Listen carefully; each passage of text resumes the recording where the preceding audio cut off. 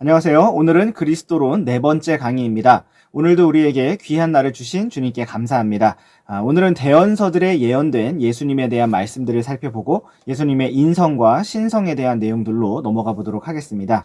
오늘도 과제에 대하여 말씀을 드리면 그리스도론 안에 포함된 주제들 중에서 강의 계획서를 참조하셔서 두 쪽 분량으로 글을 작성해 주시면 되겠습니다.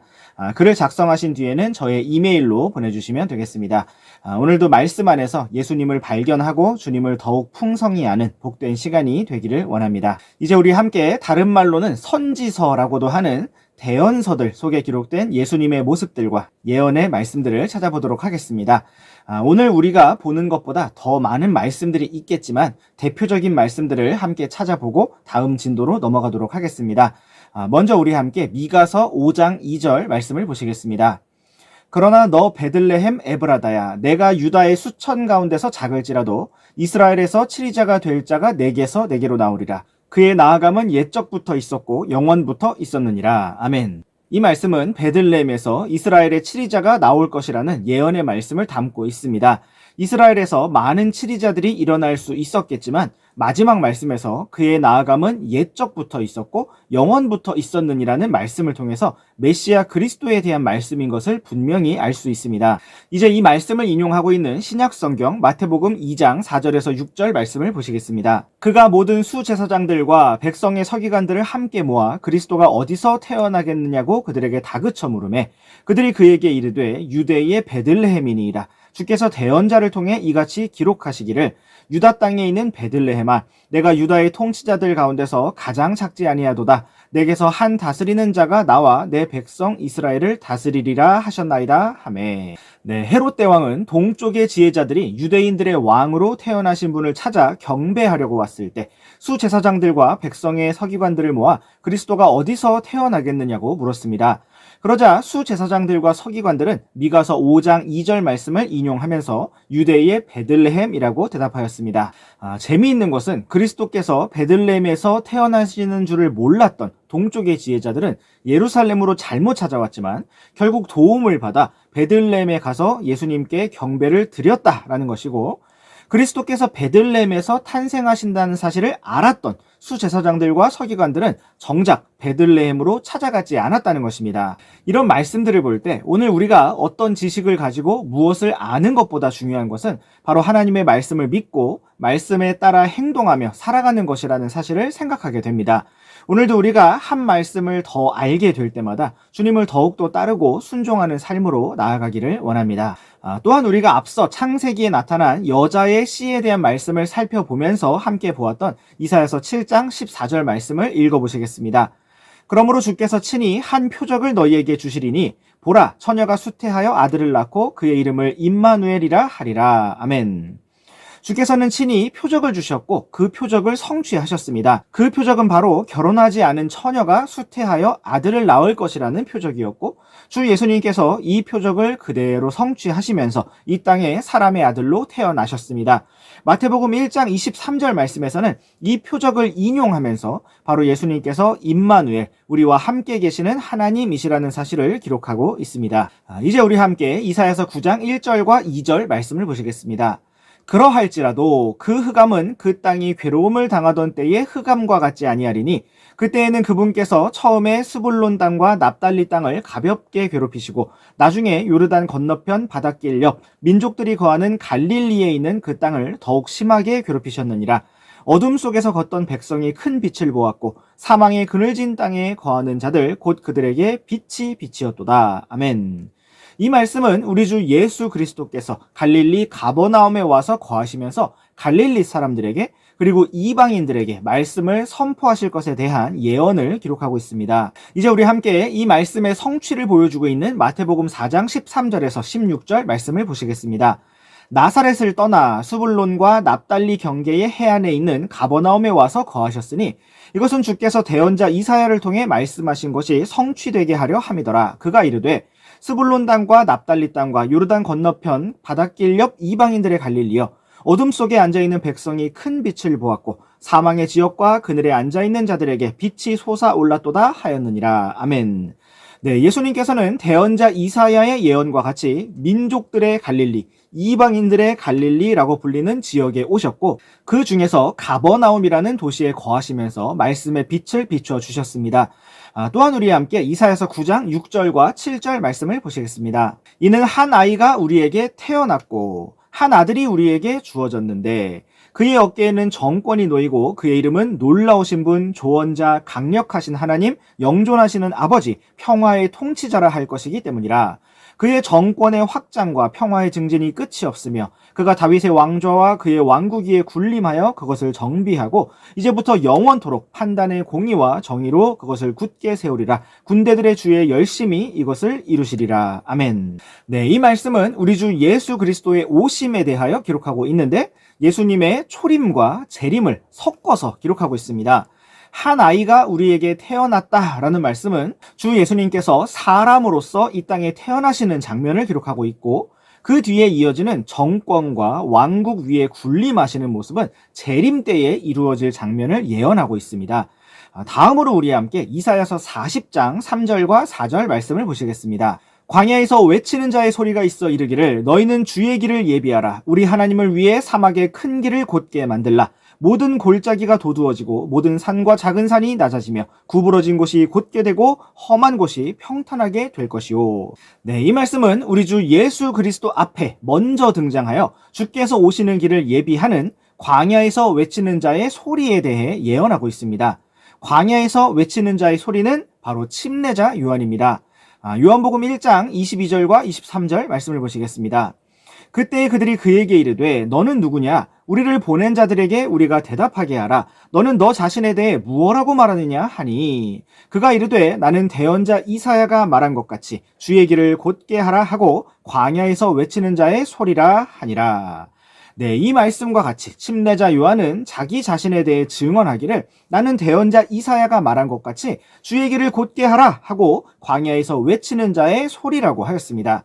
이러한 이사야서 말씀과 같이 광야에서 외치는 자의 소리, 침례자 요한이 먼저 등장하였고 그 뒤에 메시아 그리스도께서 나타나셨습니다. 유대인들은 이러한 예언의 말씀을 모두 알고 있었지만 침례자 요한을 거절하였고 주 예수님까지도 거절하였습니다. 계속해서 이사야서 40장 9절에서 11절 말씀을 보시겠습니다. 오 좋은 소식을 가져오는 시온아 너는 높은 산으로 올라가라. 오 좋은 소식을 가져오는 예루살렘아 내 소리를 힘써 높이라. 두려워하지 말고 소리를 높여 유다의 도시들에게 이르기를 너희 하나님을 보라 하라. 보라 주 하나님께서 강한 손을 가지고 오실 것이요 그분의 팔이 그분을 위하여 다스리시리라. 보라 그분의 보상이 그분께 있고 그분의 일이 그분 앞에 있도다. 그분께서는 목자같이 자기 양떼를 먹이시고 자기 팔로 어린 양들을 모은 뒤 그들을 품에 안아 옮기시며 어린 것들과 함께하는 그 어미들을 부드럽게 인도하시리라. 아멘. 네, 이 말씀은 광야에서 외치는 자의 소리가 예비한 주의 길을 따라 오시게 될 메시아 그리스도에 대하여 기록하고 있습니다. 9절 말씀에서는 너희 하나님을 보라 라고 기록하면서 하나님께서 친히 나타나시는 모습을 예언하고 있고 10절 말씀에서는 주 하나님께서 강한 손을 가지고 오셔서 다스리실 것이라는 예언 11절 말씀에서는 그분께서 목자같이 자기 양떼를 먹이시고 인도하시리라는 예언이 등장하고 있습니다. 이처럼 구약의 말씀은 우리 주 예수 그리스도의 처음 오심과 다시 오심을 섞어서 기록하고 있습니다. 그러므로 구약의 대언자들은 이러한 말씀들을 기록하면서도 이러한 일들이 구체적으로 어떤 순서로 어떻게 일어나게 되는 일들인지 정확히 알지 못했습니다. 그리고 예수님께서 이 땅에 오셨을 때 통치자 메시아의 영광스러운 모습만을 기대하고 있던 유대인들 역시 메시아 그리스도를 알아보지 못하였습니다. 우리 잠시 베드로전서 1장 10절에서 12절 말씀을 보시겠습니다. 혼의 구원에 관해서는 너희에게 미칠 은혜에 대하여 대언한 대언자들이 부지런히 조사하고 탐구하되 자기들 안에 계신 그리스도의 영께서 그리스도의 고난과 그 뒤에 있을 영광을 미리 증언해 주실 때에 그 영께서 무엇을 혹은 어느 때를 겉으로 드러내 보여주셨는지 탐구하였느니라. 그들이 자기들을 위해 그것들을 수행하지 아니하고 우리를 위해 수행하였음이 그들에게 계시되었는데 그것들은 곧 너희에게 복음을 선포한 자들이 하늘에서 내려보내신 성령님과 더불어 이제 너희에게 전한 것들이요 천사들도 살펴보기를 갈망하는 것들이니라. 아멘. 네, 이 말씀과 같이 구약의 대언자들은 신약 성경에 임하게 될 혼의 구원과 은혜에 대해서 부지런히 조사하고 탐구하였습니다. 구약의 대언자들은 그리스도의 고난과 그 뒤에 있을 영광을 섞인 상태에서 바라보았기 때문에 주의 영께서 무엇을 혹은 어느 때를 보여주신 것인지 탐구하고 알고자 하였습니다. 오늘날 우리는 구약 시대를 다 지난 신약 시대를 살고 있고 주 예수님의 초림과 재림의 중간에 살고 있기 때문에 이러한 말씀들을 명확하게 구분할 수 있지만 구약 성도들과 대언자들에게는 이것이 불가능했습니다. 우리가 계속해서 구약의 예언들을 살펴볼 때 바로 이런 점들을 생각할 필요가 있습니다. 이제 우리 함께 이사야서 53장 말씀을 보시겠습니다. 이사야서 53장은 오늘날 유대인들에게 금서로 지정되어 있고 이 말씀을 해석할 수 있는 랍비가 직접 인도할 때만 읽을 수 있는 말씀으로 분류되어 있습니다. 유대인 랍비는 이 말씀이 주 예수님을 가리키는 것이 아니라고 설명할 것이지만 논쟁의 여지 없이 이사야서 53장은 우리 주 예수 그리스도에 대해 예언하고 있습니다. 우리 함께 이사야서 53장 2절과 3절 말씀을 보시겠습니다. 그는 그분 앞에서 연한 초목같이 마른 땅에서 나온 뿌리같이 자라리니 그에게는 모양도 없고 우아함도 없으며 우리가 그를 볼 때에 그를 흠모할 만한 아름다움이 없도다. 그는 사람들에게 멸시를 당하고 거부되었으며 슬픔의 사람이요 고통을 잘 아는 자라. 우리는 그를 피하려는 것 같이 우리 얼굴을 감추었으며 그는 멸시를 당하였고 우리는 그를 귀히 여기지 아니하였도다. 아멘. 이 말씀은 이 땅에 사람으로 오신 우리 주 예수 그리스도에 대해 예언하고 있습니다. 2절 말씀에서는 그분께서 연한 초목같이 마른 땅에서 삐쩍 튀어나온 뿌리같이 자라나실 것을 예언하고 있습니다. 그에게는 모양도 없고 우아함도 없고 사람들이 볼 때 흠모할 만한 아름다움도 없을 외적인 모습에 대해서도 묘사하고 있습니다. 요한복음 8장 57절 말씀에서는 그때의 유대인들이 그분께 이르되 내가 아직 50세도 안 되었는데 아브라함을 보았느냐 하매 라고 기록하면서 당시 30살쯤에 침례자 요한에게 침례를 받으시고 사역을 시작하신 예수님께서 사람들에게 보이기에 50세가 안 된 사람으로 보였다는 것을 기록하고 있습니다. 만약 예수님께서 훨씬 더 젊어 보이셨다면 유대인들은 내가 아직 30도 안 되었는데 라고 말했을 것입니다. 이처럼 예수님의 외모는 오늘날 성화라고 불리는 어떤 그림들에서 상상하여 그린 것처럼 금발에 백옥 같은 피부에 꽃미남이 아니었고 검은 머리털에 검게 그을린 얼굴을 하고 계셨을 것입니다.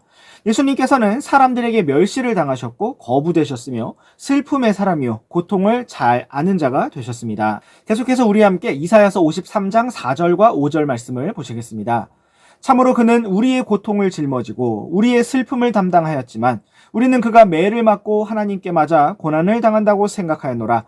그러나 그는 우리 범법들로 인해 부상을 당하고 우리 불법들로 인해 상하였도다. 그가 징벌을 받음으로 우리가 화평을 누리고 그가 채찍에 맞음으로 우리가 고침을 받았도다. 아멘. 이 말씀은 우리 주 예수 그리스도께서 누구를 위해 고난을 당하시고 채찍에 맞으셨는가를 보여주고 있습니다.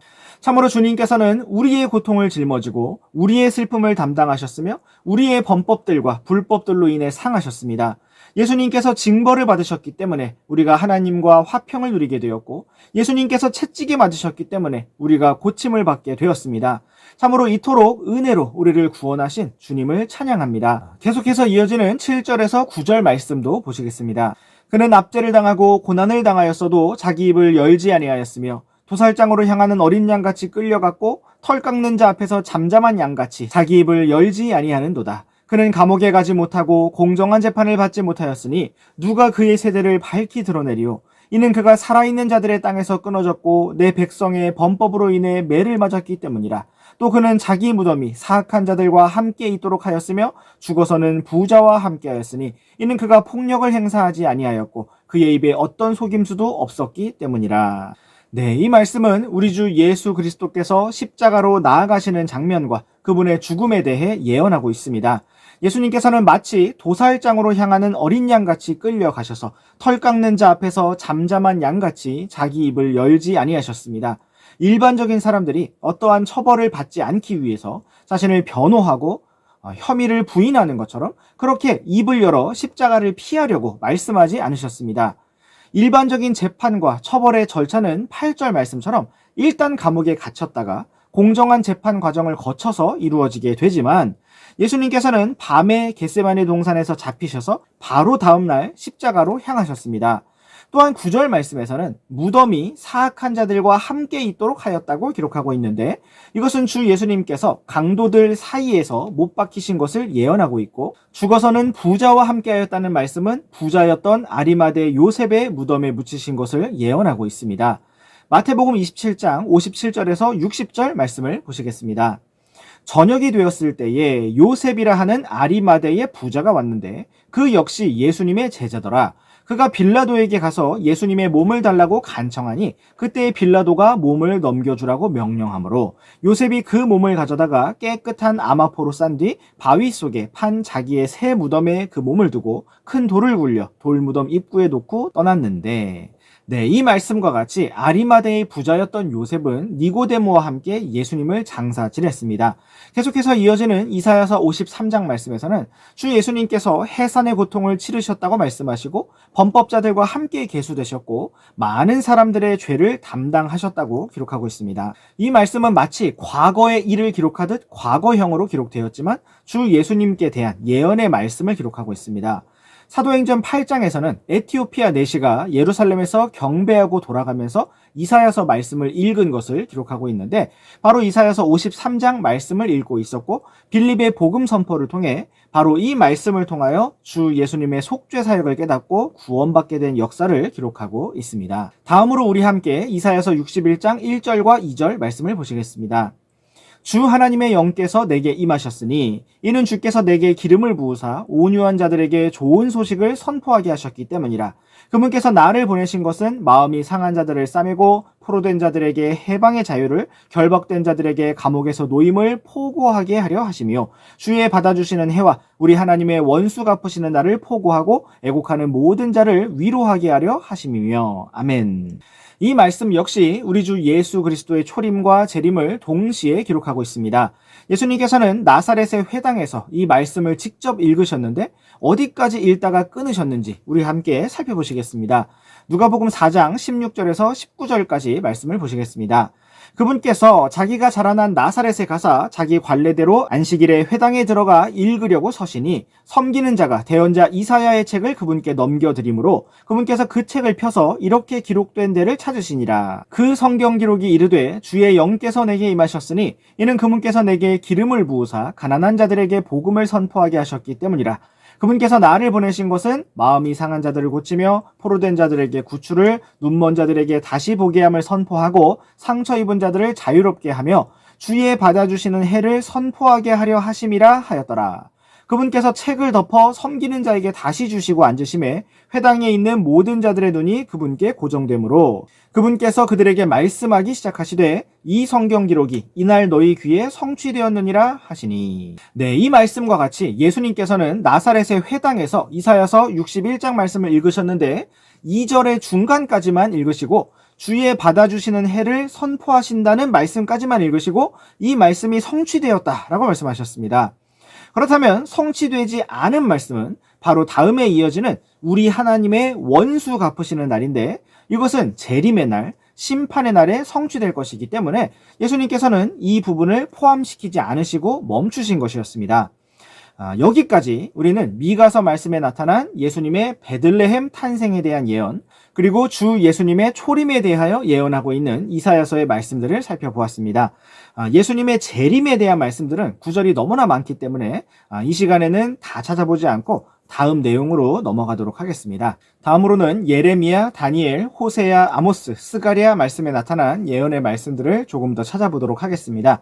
먼저 우리 함께 예레미야서 31장 15절 말씀을 보시겠습니다. 주가 이같이 말하노라. 라마에서 애통하며 몹시 슬피 우는 소리가 들렸는데 이것은 라헬이 자기 아이들로 인해 슬피 우는 것이라. 그들이 잊지 아니하므로 그녀가 자기 아이들로 인해 위로받기를 거절하였도다. 이 말씀은 유대인의 왕으로 태어나신 메시아 그리스도를 죽이기 위해서 헤롯 대왕이 일으켰던 대학살에 대한 예언의 말씀입니다. 이 말씀은 마태복음 2장 16절에서 18절에서 언급되고 있습니다. 함께 보시겠습니다. 그때의 헤롯이 자기가 지혜자들에게 우롱당한 줄 알고 심히 노하여 사람을 보내 자기가 지혜자들에게 부지런히 물은 때를 기준으로 베들레헴과 그곳의 모든 지경 내에 있는 2살 이하의 모든 아이들을 죽이니 이에 주께서 대언자 예레미야 예레미야를 통해 말씀하신 것이 성취되니라. 이르시되 라마에서 애통하고 슬피 울며 크게 애곡하는 소리가 들렸는데 이것은 라헬이 자기 아이들로 인해 슬피 우는 것이라. 그들이 잊지 아니하므로 그녀가 위로받기를 원치 아니하였도다 하였느니라. 네, 라마라는 장소는 베냐민을 낳았던 라헬의 무덤이 있는 장소로 알려져 있습니다. 라헬은 아들을 낳기를 갈망하다가 요셉을 낳았고 그 뒤에 베냐민을 낳으면서 숨을 거두었습니다. 라헬은 죽음으로 인해 혼이 떠나려고 할 때에 자기 아들의 이름을 베노니라고 불렀는데 그것은 바로 슬픔의 아들이라는 뜻입니다. 그러나 이후에 야곱이 그의 이름을 베냐민, 즉 오른팔의 아들이라고 바꾸었습니다. 이처럼 라헬은 아들로 인해 슬퍼하는 엄마의 대명사로 여겨졌는데 대언자 예레미야의 예언은 1차적으로 바빌론의 침공으로 인해 자식들을 빼앗긴 어머니들의 통곡으로 성취되었습니다. 그리고 이 예언의 말씀은 헤롯 대왕의 때에 주 예수 그리스도의 때에 이중적으로 2차적으로 성취되었습니다. 잠시 라마와 베들레헴의 위치에 대한 성경 구절들을 찾아보도록 하겠습니다. 먼저 창세기 35장 19절 말씀에서는 라헬이 죽어서 에브랏 곧 베들레헴으로 가는 길에 묻히매라고 기록하면서 라헬의 무덤이 에브랏에서 베들레헴으로 가는 길에 있었다는 사실을 언급하고 있습니다. 또한 창세기 48장 7절에서는 나에 대해 말하자면 내가 밧단에서 올 때 에브랏까지 갈 길이 아직 조금 남아있을 때에 라헬이 도중에 가나안 땅에서 내 곁에서 죽었으므로 내가 거기서 그녀를 에브랏 길에 묻었는데 바로 그곳은 베들레헴이니라 하니라 라고 기록하면서 야곱이 라헬의 무덤이 있는 장소를 에브랏 길이라고도 부르고 바로 베들레헴이라고도 부르는 것을 볼 수가 있습니다. 다음으로 사무엘기상 10장 2절 말씀을 보시겠습니다. 내가 오늘 나를 떠난 뒤 셀사에서 베냐민의 경계에 있는 라헬의 돌무덤 옆에서 두 사람을 만날 터인데 그들이 내게 이르기를 내가 찾으러 갔던 나귀들을 찾았느니라. 보라 내 아버지가 나귀들 걱정은 그치셨으나 너희로 인해 슬퍼하며 이르되 내 아들을 위해 내가 어떻게 하리오 하더라 할 것이오. 네, 이 말씀은 아버지의 나귀들을 찾아다녔던 베냐민 지파 사울에게 대언자 사무엘이 주었던 말씀을 기록하고 있습니다. 여기에서 라헬의 돌무덤은 셀사라는 장소, 베냐민의 경계에 있는 것이라고 언급되고 있습니다. 또한 사무엘의 아버지 엘가나는 라마다임 소빔 출신이라고 하였고 에브랏 사람이라고도 하였습니다. 또 이후에 사무엘기상 말씀을 읽어보면 대언자 사무엘은 라마의 집을 두고 거하였던 것을 볼 수가 있습니다. 정리해보면 라헬은 베델에서 베들레헴으로 가던 길에 에브랏 근처 길에서 죽게 되었고 그곳은 라마 지역, 베들레헴 옆이라고 불리고 있습니다. 헤롯 대왕은 베들레헴 주변으로 여러 지역에 있는 2살 이하의 모든 아이들을 죽였는데 여기에 베들레헴 옆에 있었던 라마까지도 포함되어 있었고 예레미야의 말씀이 성취되었던 것입니다. 다음으로 우리 함께 다니엘서 9장 24절에서 26절 말씀을 보시겠습니다. 주께서 내 백성과 내 거룩한 도시에게 70일회를 정하셨나니 이것은 범법을 그치고 죄들을 끝내며 불법에 대하여 화해를 이루고 영존하는 의를 가져오며 환상계시와 대언을 봉인하고 지극히 거룩하신 분에게 기름을 부으려 하심이라. 그러므로 알고 깨달을지어다. 즉 예루살렘을 회복하고 건축하라는 명령이 나가는 때부터 통치자 메시아가 올 때까지 7일회와 62일회가 있을 것이며 참으로 고난의 때에 거리와 성벽이 다시 건축되고 62일회 뒤에 메시아가 끊어질 것이나 그것은 그분 자신을 위한 것이 아니니라. 앞으로 올 통치자의 백성이 그 도시와 그 성소를 파괴할 것이요 그 일의 끝에는 홍수가 있을 것이며 또 그 전쟁이 끝날 때까지 황폐하게 하는 것이 작정되었느니라. 네, 이 말씀은 구약에서 유일하게 메시아라는 단어가 등장하는 곳입니다. 25절 중간쯤에 통치자 메시아가 올 때까지라는 표현과 26절에서 62일의 뒤에 메시아가 끊어질 것이나 라는 부분에서 메시아라는 단어가 2번 등장하였습니다. 신약 성경에서도 메시아라는 말이 2번 등장하였는데 영어 철자는 다니엘서와 조금 다릅니다. 요한복음 1장 41절에서는 안드레가 시몬 베드로에게 우리가 메시아를 만났다라고 하면서 메시아라는 단어가 처음 나오고 이것을 번역하면 그리스도라는 설명도 나오고 있습니다. 또한 요한복음 4장 25절에서는 사마리아 여자가 메시아 곧 그리스도라 하는 분이 오실 줄을 내가 아노니 라고 말하면서 메시아라는 단어가 등장하였습니다. 우리가 지난 학기에 다니엘서 말씀을 살펴보았었는데 다니엘서 말씀은 페르시아 고레스 왕의 칙령이 나오는 때부터 즉 예루살렘이 재건되기 시작한 그때로부터 이어지는 시간을 계산하여 통치자 메시아께서 오시는 날을 예언하였는데, 동쪽의 지혜자들은 과거의 꿈을 해석하고 환상과 계시의 말씀으로 유명했던 다니엘의 예언을 따라 유대 땅까지 찾아왔을 것이라고 할 수가 있습니다. 또한 다니엘서는 메시아께서 끊어지시는 십자가 사건까지도 분명하게 예언하고 있습니다. 다음으로 호세아 11장 1절 말씀도 보시겠습니다. 이스라엘이 아이였을 때 그때 내가 그를 사랑하였고 내 아들을 이집트에서 불러내었노라. 네, 이 말씀은 하나님께서 처음에 이스라엘 자손을 이집트에서 이끌어 올라오신 출애굽 사건을 언급하고 있습니다. 그러면서도 내 아들을 이집트에서 불러내었다고 표현하고 있습니다. 이 말씀은 마태복음 2장 14절과 15절에서 이렇게 설명되고 있습니다. 그가 일어나 밤에 어린아이와 그의 어머니를 데리고 이집트로 떠나 헤롯이 죽을 때까지 거기 있었으니 이것은 주께서 대언자를 통해 말씀하신 것이 성취되게 하려 함이더라. 이르시되 이집트에서 내가 내 아들을 불러내었노라 하셨더라. 네, 요셉과 마리아가 아기 예수님을 데리고 이집트로 도피하였다가 이후에 갈릴리 나사렛에 돌아온 그 행적이 바로 대언자 호세아의 예언에 따라 된 것이라고 말씀하고 있습니다. 이처럼 성경의 예언은 많은 경우 이중적인 의미를 가지고 있는 것을 볼 수가 있는데, 첫 번째는 당시의 이스라엘 백성에게 해당되거나 특정 인물에게 해당되고, 두 번째로는 주 예수 그리스도께 해당되는 경우가 많이 있습니다. 또한 우리와 함께 아모스 8장 9절과 10절 말씀을 보시겠습니다. 주 하나님이 말하노라. 그날에 내가 해를 정오에 지게 하고 밝은 대낮에 땅을 캄캄하게 하며 너희의 명절을 애곡으로 너희의 모든 노래를 애가로 변하게 하고 모든 허리에 굵은 배를 두르게 하며 모든 사람의 머리를 대머리가 되게 하고 그 일을 외아들로 인한 애곡 같게 하며 그 일의 끝을 쓰라린 날과 같게 하리라. 이 말씀은 유월절 명절 정오에 해가 어둡고 캄캄하게 될 한 날을 예언하고 있습니다. 그날은 외아들로 인한 애곡과 같은 슬픔의 날이라고 하였습니다. 그날이 언제일까요? 바로 우리 주 예수 그리스도께서 십자가에서 달리신 유월절 명절이었습니다. 마태복음 27장 45절 말씀에서는 예수님께서 십자가에 달리신 장면을 기록하는 가운데 한편 6시부터 9시까지 어둠이 온 땅을 덮었는데 라고 기록하고 있습니다. 여기에서 6시라는 것은 당시 유대인들이 사용하던 시간을 기준으로 하여 저녁 6시를 0시, 12시라고 여긴 표현 방식에 따른 것이므로 여기에서 6시는 바로 정오, 낮 12시를 가리킵니다. 대언자 아모스의 예언이 그대로 성취되었던 것입니다. 이제 우리 함께 스가랴 말씀으로 넘어가 보시겠습니다. 먼저 스가랴 9장 9절 말씀을 보시겠습니다. 오 시온에 따라 크게 기뻐하라. 오 예루살렘에 따라 큰 소리로 외치라. 보라 내 왕이 내게 오느니라. 그는 의롭고 구원을 소유하며 겸손하여 나귀를 타되 나귀 새끼 곧 어린 수나귀를 타느니라. 아멘. 이 말씀은 주 예수님께서 나귀를 타고 예루살렘 성에 들어가시는 장면을 예언하고 있습니다. 그때 이스라엘 백성은 호산나 구원하소서 하고 외치면서 주님을 맞이하였습니다. 스가랴 9장 9절 말씀은 마태복음 21장에서 그대로 성취되었습니다. 다음으로 스가랴 11장 13절 말씀을 보시겠습니다. 또 주께서 내게 이르시되 그것 즉 그들이 나를 평가하여 매긴 그 상당한 값을 토기장이에게 던지라 하시기에 내가 그 은 30개를 취해 주의 집안에서 토기장이에게 던지고. 네, 이 말씀은 주 예수님께서 가룟 유다에게 배반당하신 값이 은 30개라는 사실을 예언하고 있고, 또한 그 값으로 토기장이의 밭을 산 것을 예언하고 있습니다.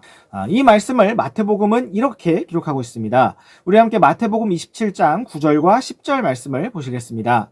그때 주께서 대언자 예레미야를 통해 말씀하신 것이 성취되었나니 그가 이르되 그들이 값을 매긴 자의 가격 곧 이스라엘 자손에 속한 자들이 값을 매긴 자의 가격인 은 30개를 취해 주께서 내게 정하신 바와 같이 그것들을 토기장이의 밭값으로 주었도다 하였느니라. 네, 이 말씀과 같이 예수님께서는 구약 성경의 예언대로 은 30개의 값으로 팔리셨고 그 값은 결국 토기장이의 밭값이 되었습니다.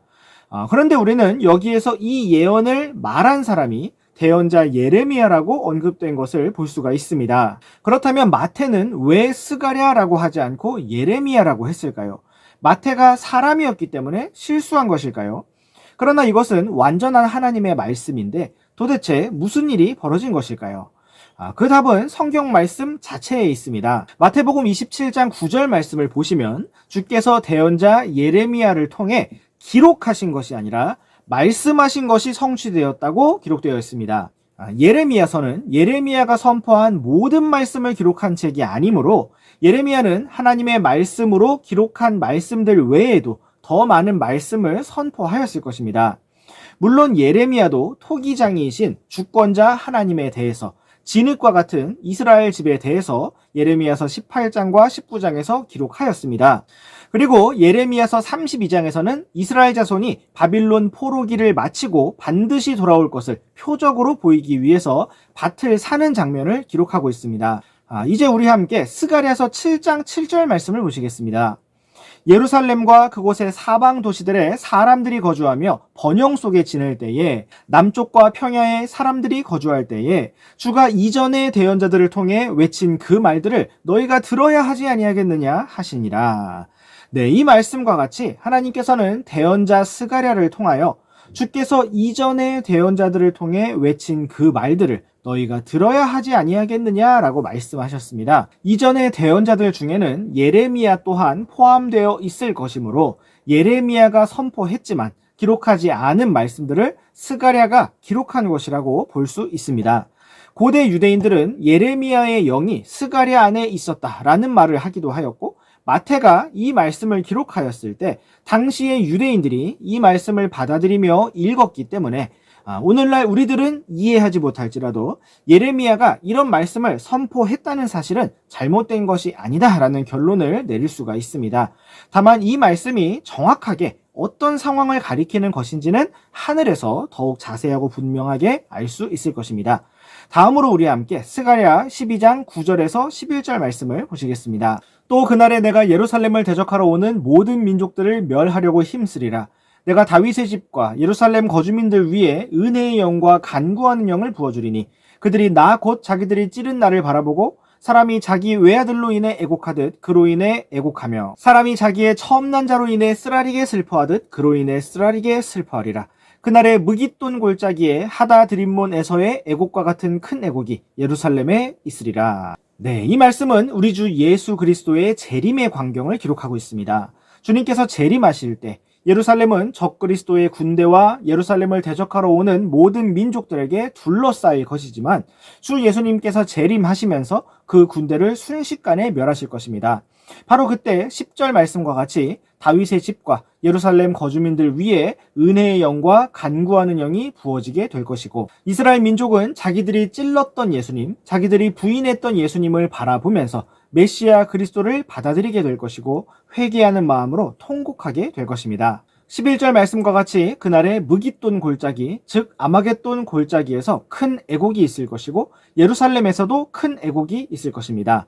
아마겟돈의 애곡은 전쟁 패배로 인한 것이고 예루살렘의 애곡은 주 예수님을 마침내 받아들이며 회개하는 이스라엘 민족의 애곡이 될 것입니다. 이제 우리 함께 구약 예언에 대한 마지막 구절로 스가랴 13장 7절 말씀을 보시겠습니다.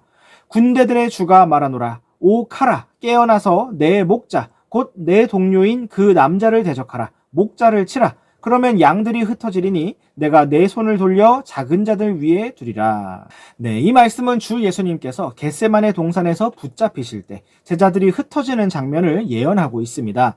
앞서 재림의 장면이 나왔는데 뒤에서 다시 초림의 장면이 나온 것은 우리가 앞서 보았던 말씀들처럼 구약의 대언자들이 그리스도의 고난과 영광을 섞어서 보았기 때문이었습니다. 예수님께서는 이 말씀을 친히 언급하셨는데 우리 함께 마태복음 27장 31절과 32절 말씀을 보시겠습니다. 그때 예수님께서 그들에게 이르시되 이 밤에 너희가 다 나로 인해 걸려 넘어지리라. 기록된 바 내가 목자를 치리니 양떼의 양들이 널리 흩어지리라 하였느니라. 그러나 내가 다시 일어난 뒤에 너희보다 먼저 갈릴리로 가리라 하시니. 네, 이 말씀과 같이 예수님께서는 목자를 치면 양들이 흩어지리라는 스가랴서 말씀을 인용하시면서 자신의 죽음과 제자들의 흩어짐에 대해 말씀하셨습니다. 그러나 32절 말씀과 같이 주님께서 부활하시리라는 말씀과 그들보다 먼저 갈릴리로 가실 터이니 거기서 만나자는 약속의 말씀까지도 주셨습니다. 이제 다음으로 살펴볼 주제는 주 예수 그리스도의 인성, humanity, 그리고 신성, deity입니다. 우리 주 예수 그리스도께서는 완전하신 하나님이시며 또한 완전한 사람이십니다. 예수님께서는 50% 하나님, 50% 사람이 아니시고 100% 하나님, 100% 사람이십니다. 사람의 개념에서는 이것을 이해할 수 없으나 우리 주 예수 그리스도께서는 바로 그러한 분이심을 성경에서 분명히 보여주고 있습니다. 그러므로 주 예수 그리스도만이 하나님과 사람 사이의 완전한 중재자가 되실 수 있고 유일한 구원의 길이 되실 수 있습니다. 사탄은 이러한 주 예수 그리스도의 영광스러운 복음의 빛이 사람들에게 비치지 못하게 막기 위하여 주 예수님의 인성, 즉 완전한 사람이 되셨다라는 부분을 공격하거나 주 예수님의 신성, 즉 예수님께서 하나님이시라는 사실을 공격하였습니다. 우리는 먼저 주 예수님께서 완전한 사람이 되셨다는 주 예수님의 인성에 대해서 살펴보고 다음으로 신성에 대해 살펴보도록 하겠습니다. 예수님께서 완전한 사람이 되셨음을 부인하고 대적하는 고대의 이단들에 대해서 먼저 간략하게 언급을 드리도록 하겠습니다. 가장 먼저 영지주의는 눈에 보이는 물질은 사악하고 눈에 보이지 아니하는 영적인 것만이 선하다고 주장하였습니다. 영지주의에 대해서는 이전에 저의 과목들에서 몇 번 언급했었기 때문에 이 시간에는 간략하게 넘어가도록 하겠습니다. 요한일서 4장 1절에서 3절 말씀만 살펴보시겠습니다. 사랑하는 자들아, 영을 다 믿지 말고 그 영들이 하나님께 속하는지 그것들을 시험하라.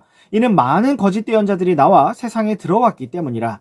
너희는 이것에 의해 하나님의 영을 알라. 곧 예수 그리스도께서 육체 안에 오신 것을 시인하는 영은 다 하나님께 속하고 예수 그리스도께서 육체 안에 오신 것을 시인하지 아니하는 영은 다 하나님께 속하지 아니하나니 이것이 적그리스도의 그 영이니라. 그것에 관하여는 그것이 옳으라는 말을 너희가 들었는데 그것이 지금도 이미 세상에 있느니라. 네, 이 말씀은 모든 영을 다 믿지 말라는 경고로 시작되고 있는데 이것은 바로 눈에 보이지 않는 영적인 것만 선하고 거룩하다고 주장하는 영지주의를 정면으로 대적하는 말씀입니다.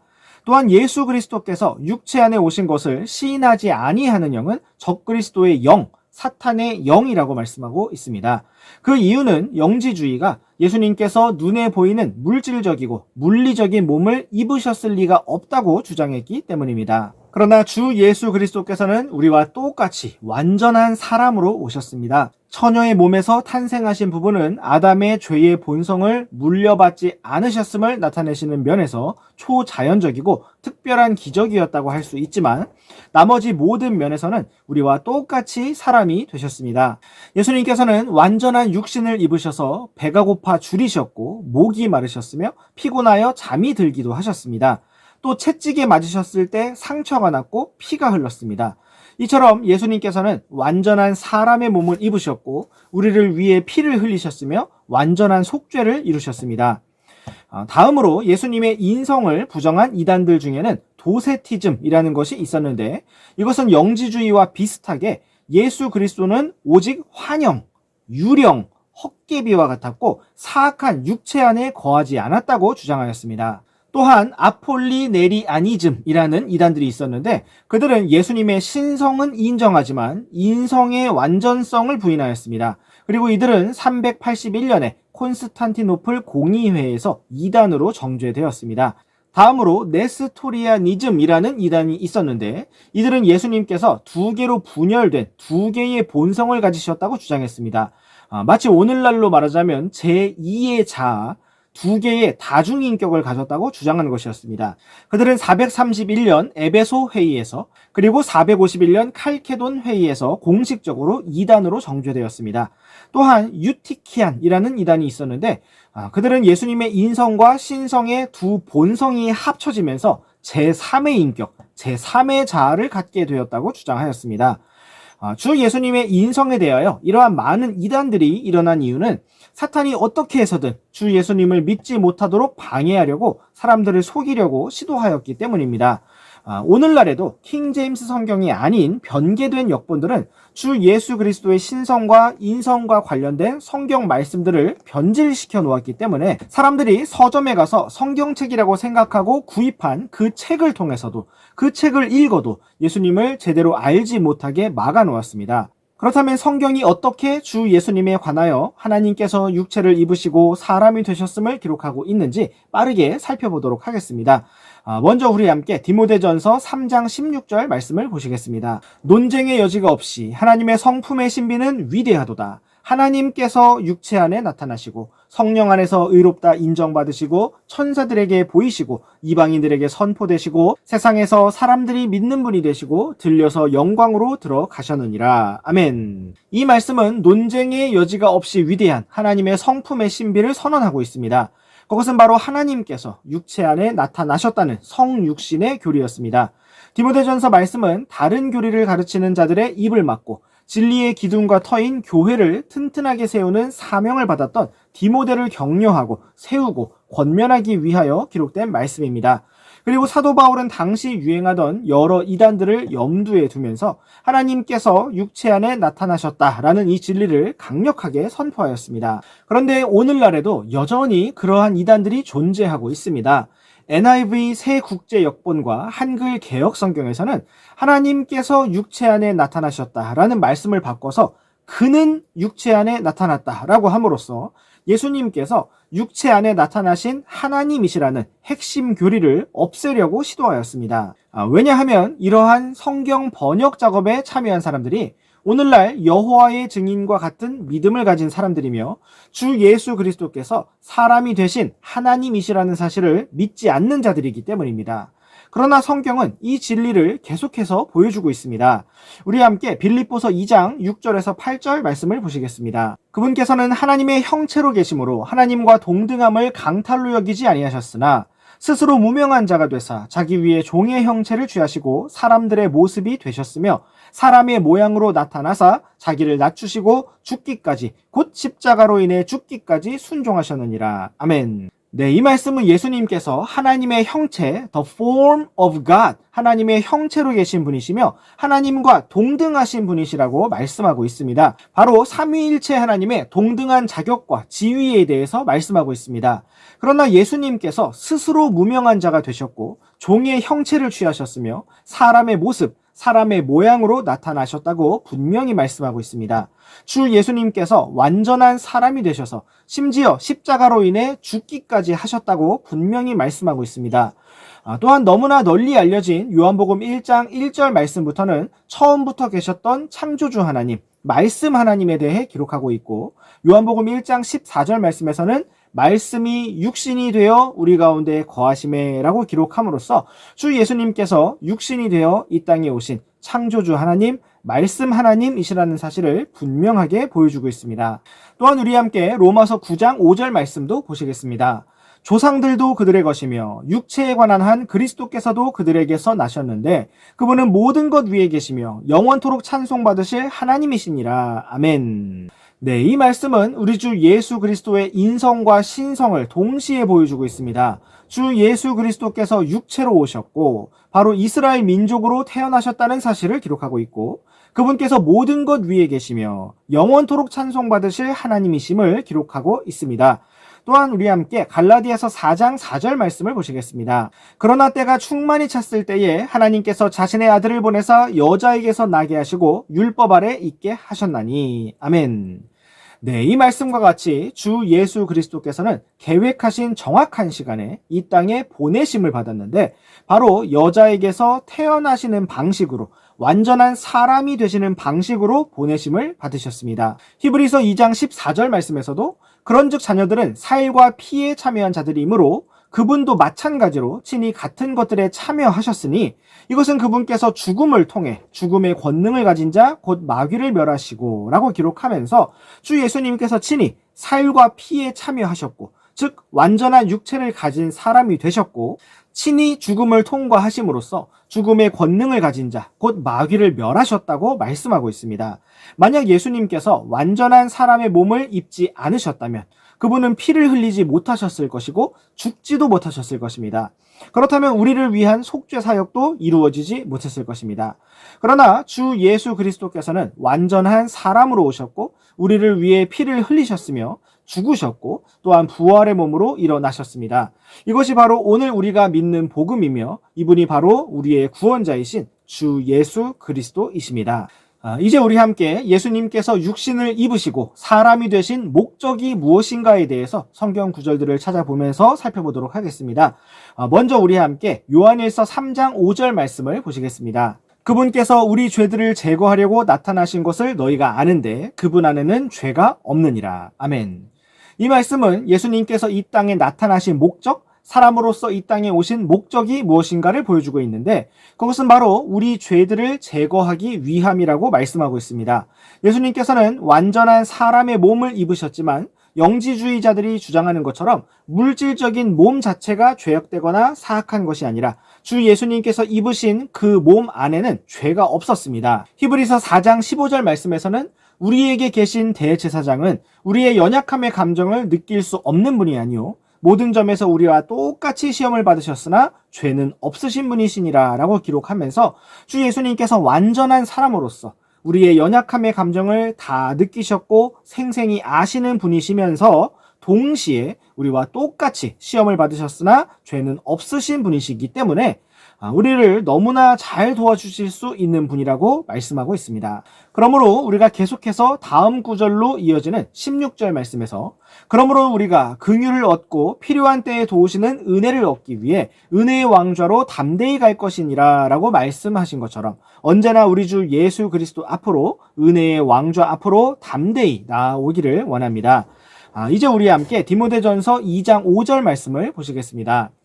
이는 한 하나님이 계시고 하나님과 사람들 사이에 한 중재자 곧 사람이신 그리스도 예수님이 계시기 때문이라. 아멘.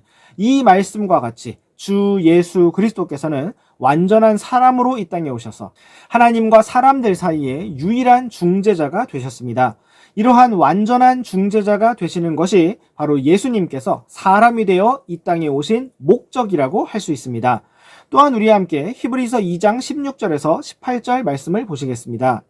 진실로 그분께서는 자기 위에 천사들의 본성을 취하지 아니하시고 자기 위에 아브라함의 씨를 취하셨도다. 그러므로 그분께서 모든 일에 자기 형제들과 같게 되실 필요가 있었으니 이것은 그분께서 하나님께 속한 일들에 긍휼 많고 신실하신 대제사장이 되사 백성의 죄들로 인해 화해를 이루려 하심이라. 그분께서 친히 시험을 받아 고난을 당하셨으므로 시험받는 자들을 구조하실 수 있느니라. 아멘. 성경은 주 예수님께서 자기 위에 천사들의 본성을 취하지 아니하시고 자기 위에 아브라함의 씨를 취하셨다고 분명히 말씀하고 있습니다. 17절 말씀에서는 예수님께서 모든 일에 자기 형제들과 같게 되실 필요가 있었다고 말씀하고 있는데 여기에서 형제들이란 주님께서 우리를 형제라 부르기를 부끄러워하지 않으셨다는 히브리서 2장 11절로부터 이어지고 있는 것입니다. 예수님께서는 우리와 똑같이 시험을 받으셨고 고난을 당하셨으면서도 죄는 없으신 완전한 승리자이시기 때문에 우리에 대하여 긍휼 많고 신실한 대제사장이 되시고 우리의 죄들에 대하여 완전한 화해를 이루셨을 뿐만 아니라 시험받는 우리들을 구주하실 수가 있다고 말씀하고 있습니다. 또한 우리는 갈라디아서 4장 4절 말씀을 통해서 때가 충만히 찼을 때 하나님께서 자신의 아들을 보내셨고 여자에게서 나게 하셨다는 말씀을 보았는데 그 뒤에 이어지는 5절 말씀에서는 이것은 율법 아래 있는 자들을 구속하시고 우리가 아들로 입양을 받게 하려 하심이라 라고 말씀하고 있습니다. 이처럼 주 예수님께서 완전한 사람이 되신 목적은 우리 또한 구속받고 구원받아 하나님 아버지의 아들로 입양을 받고 상속자가 되며 주 예수 그리스도의 형제들이 되도록 하시기 위함이었습니다. 계속 이어지는 갈라디아서 4장 6절과 7절 말씀도 보시겠습니다. 너희가 아들들이므로 하나님께서 자신의 아들의 영을 너희 마음속에 보내사 아바 아버지 하고 부르짖게 하셨느니라. 그러므로 내가 더 이상 종이 아니요 아들이니 아들이면 그리스도를 통한 하나님의 상속자니라. 아멘. 이처럼 주 예수님께서는 우리가 하나님 아버지의 아들이 되게 하시고 상속자가 되게 하시려고 친히 율법 아래로 들어오셨고 완전한 사람이 되셨습니다. 이제 우리와 함께 베드로전서 2장 21절 말씀을 보시겠습니다. 바로 그 일을 위해 너희가 부르심을 받았나니 그리스도께서도 우리를 위해 고난을 당하심으로 우리에게 본을 남기사 너희가 자신의 발자취를 따라오게 하셨느니라. 아멘.